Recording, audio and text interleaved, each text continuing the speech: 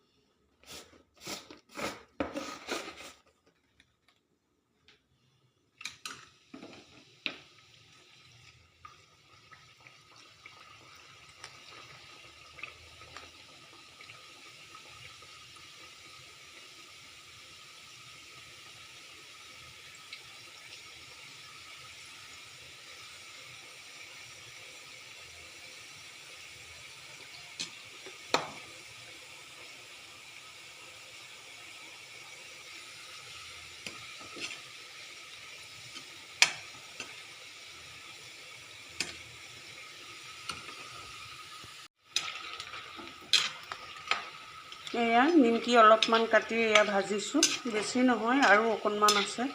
তাৰপিছত আকৌ কেৰাহীৰ গেছ অফ কৰি আকৌ কাটি ল'ব লাগিব। বৰ দিগদাৰ অকলে অকলে, এইবিলাক কামত দুজনী মানুহ লাগেই, গতিকে